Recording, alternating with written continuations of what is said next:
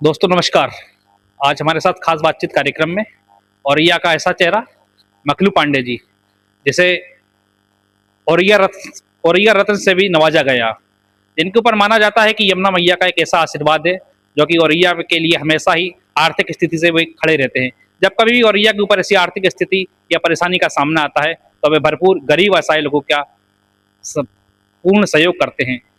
और जैसा कि देखा गया है कि मखलू पांडे जी एक लंबे समय से कांग्रेस पार्टी में अपनी सेवाएं दे रहे हैं। जानते हैं आखिरकार उनकी विचारधारा कांग्रेस से क्यों प्रभावित है, क्यों वे कांग्रेस पार्टी को समर्थन कर रहे हैं। सबसे पहले तो पांडे जी, आपका रफ्तार मीडिया में बहुत बहुत स्वागत है। बहुत बहुत धन्यवाद। मखलू जी, जानना चाहेंगे कि एक ऐसी पार्टी जो कि लंबे समय से और दूर दूर तक जिसकी आने की स्थिति नहीं है, आप कांग्रेस पार्टी, आप उसमें किस पद पर आसीन है और ऐसी क्या विचारधारा से प्रभावित है कांग्रेस की से कि आप उस पार्टी को छोड़ने का नाम नहीं ले रही है। इस समय हमारे पास कानपुर महानगर प्रभारी का पद है और हम कांग्रेस पार्टी की विचारधारा से जुड़े हैं, इसलिए हमें कोई भी प्लेटफॉर्म पसंद नहीं है, चाहे यहाँ एक भी वोट कांग्रेस का ना पड़े, लेकिन हमारी भावना कांग्रेस से जुड़ी है और जुड़ी रही। जैसा कि पांडे जी, आप तो एक सामाजिक व्यक्ति हैं और भारतीय जनता पार्टी हिंदुओं की, सवर्णों की और गरीबों की पार्टी कही जाती है, हमेशा हिंदुओं के पक्ष में कार्य करती है।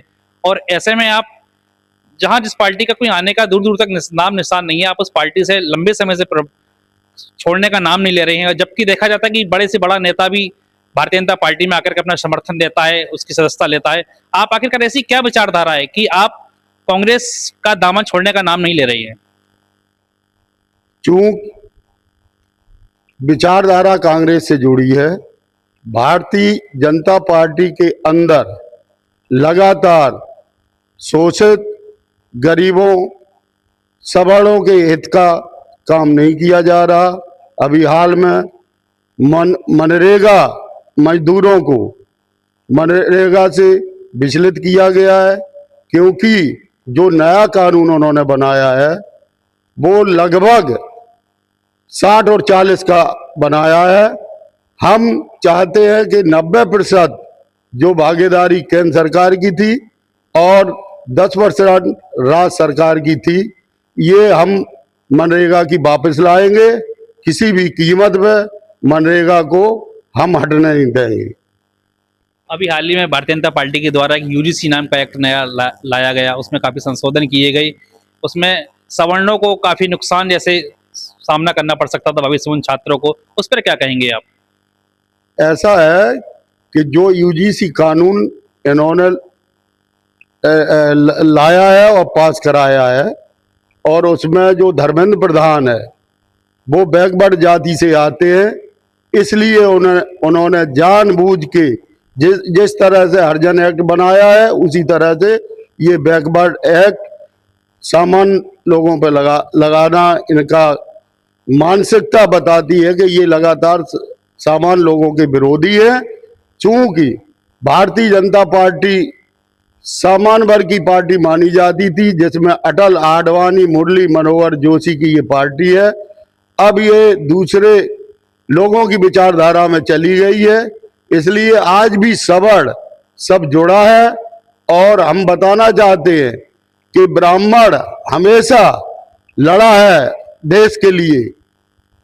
बताना चाहते हैं कि चोटी, जनेऊ और तिलकधारी जिस धर्म सनातन की रखवारे हैं, वेद पुराणों को हम पढ़ते हैं, वेद पुराणों को हम पढ़ते हैं और लोगों को शिक्षा देते हैं। देश के लिए हम अपनी कुर्बानी देने के लिए तैयार हैं। यूजीसी बिल हम पास नहीं होने देंगे किसी भी कीमत में। अभी तो फिलहाल सुप्रीम कोर्ट ने स्टे कर दिया है, आगे चलकर हम लोग सड़कों पर उतरेंगे और इस कानून को हम वापस दिलाएंगे। यानी कि आप पूर्ण रूप से यूजीसी के विरोध में हैं। हम ब्राह्मण लोग हैं जिन्होंने देश के लिए अपनी हड्डियां भी दान कर दी हैं, तो विरोध निश्चित है। हम अपने समाज के रखवाले हैं, समाज की रक्षा के लिए हम लड़ेंगे और लोगों को इकट्ठा करके, सवर्ण लोगों को इकट्ठा करके हम आंदोलन करेंगे। तो क्या भारतीय जनता पार्टी में देखा जा रहा है कि सवर्ण जाति वाले लोगों के लिए शायद कोई भी स्थान नहीं बचा है, तो ऐसे में सवर्ण जाति वाले लोगों को आखिरकार किस पार्टी में जाना चाहिए? आपकी क्या विचार है? सामान्य जाति के लोगों को अपनी मनपसंद पार्टी में रहना चाहिए। ये पार्टी समाज लोगों की हितैषी नहीं है, क्योंकि लगातार सामान्य वर्ग के लिए बजट में भी इन्होंने कुछ नहीं किया है। आम बजट जो अभी पेश हुआ है उसमें सामान्य को कोई तरजीह नहीं दी गई, और इसके बाद भी अगर सामान्य वर्ग भारतीय जनता पार्टी में रहता है तो हम लोगों का निश्चित तौर पर विनाश है। तो क्या सामान्य जाति वाले लोगों को कांग्रेस या समाजवादी पार्टी या बीएसपी किसका दामन थामना चाहिए? ये तो सामान्य वर्ग के लोग खुद तय करेंगे किस विचारधारा में जुड़ेंगे, और इनको जुड़ना भी चाहिए। पर्टिकुलर आपका विचार क्या है? और यह एक क्रांतिकारी वीरों की जगह रही है, यहाँ पे अच्छे अच्छे नेता निकल के सामने आए हैं। आखिरकार आप क्या कांग्रेस में नहीं चाहते कि कांग्रेस में यहाँ के लोग जुड़ें या बड़े बड़े दिग्गज नेता आकर के कांग्रेस को समर्थन करें? क्योंकि देखा जाता है कि औरैया की कांग्रेस की स्थिति बहुत ही ज्यादा नाजुक है।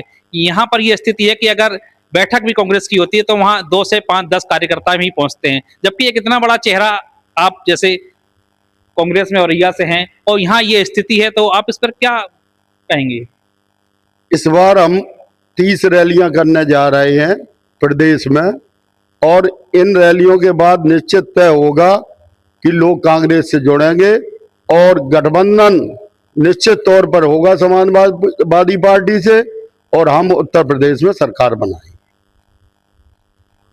पंडित जी, देखा जाता है आपके व्यक्तिगत जीवन से लोगों का कहना है कि आपके ऊपर यमुना मैया का बड़ा आशीर्वाद है।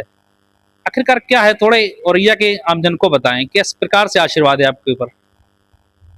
हम लोग लगातार पिताजी के ज़माने से खनन का काम करते आए हैं, और यहाँ पर 90 के दशक में डकैतों का बोलबाला था, और हम लोग डकैतों से डरे नहीं। अगर किसी के गिरोह में 50 आदमी हैं तो इस तरीके से हम 50 आदमी अपने पास लेके चलते रहे हैं। और चम्मेला क्षेत्र में जो बेढ़ंचल क्षेत्र है, इसमें लगातार हम सारे धंधे यमुना नदी के किनारे जो रहे हैं, चाहे वो टोल के रहे हो, पीपों के पुलों के रहे हो, मछली के रहे हो, बालू के रहे हो, तो धंधा हम सब यमुना मैया के आंचल में सारे धंधा फले फूले हैं। क्योंकि बेड़ा क्षेत्र में कोई ऐसा दमदार ठेकेदार नहीं था। 97 में औरैया जनपद बना, तब से इटावा जनपद के ठेकेदार यहाँ से भाग गए बदमाशों के वजह से, लेकिन हम लगातार डटे रहे। कई बार हमारी जो है डकैतों से मुठभेड़ भी हुई है, जिसमें हमारे पिताजी और एक मुनीम हमारा मारा गया, लेकिन हमने मुंहतोड़ जवाब दिया डकैतों। आपका इतना बड़ा व्यापार यमुना नदी से जुड़ा हुआ है और लंबे समय से कांग्रेस की सरकार नहीं है, क्या कभी आपको भारतीय जनता पार्टी से ऐसी शिकायत या शिकवा कोई रहा हो कि इस सरकार के अधिकारियों ने, कर्मचारियों ने या नेताओं ने आपको परेशान किया हो? इस पर क्या कहेंगे आप? क्योंकि हम व्यापारी लाइन के आदमी हैं, सबसे तालमेल से चले हैं। हमें किसी पार्टी ने कभी ना सताया है, चाहे वो समाजवादी पार्टी की सरकार रही हो, चाहे वो बहुजन समाज की पार्टी की सरकार रही हो, चाहे वो भारतीय जनता पार्टी की सरकार रही हो। हमारा बिल्कुल बेबाक धंधा रहा है, और सारे टैक्स हम सरकार के भरते रहे हो, ईमानदारी से धंधा करते रहे। देखा जाता है कि पूरे जनपद में आपके काफी अच्छे अच्छे मंदिर हैं, विद्यालय हैं, तो सबसे खास मंदिर और जनपद में लगभग पूरे जनपद की बात करें तो आपने कितने मंदिर अपने हाथों से बनवाए हैं? हमने लगभग 11 मंदिर बनवाए हैं, सबसे पहले हमारी जो दादी थी वो सिखरना में मंदिर बनवाया। उससे पहले एक मंदिर हमारा ततारपुर में है, बीजलपुर में हमने मंदिर बनाया, जसंतपुर में मंदिर बनाया और औरैया जालौन चौराहे पे मंदिर बनाया, साईं धाम मंदिर यहाँ बनाया औरैया हाईवे पर। इसके बावजूद मंदिरों की कायाकल्प कई जगह कराई और जो हमारे कलेक्ट्रेट में मंदिर बना है उसमें भी हमने पूरा सहयोग करके पूरा मंदिर हमारे द्वारा बनवाया गया। मंदिरों के साथ साथ देखा जाता है कि आप शिक्षा के क्षेत्र में भी बहुत अच्छा कार्य करते हैं।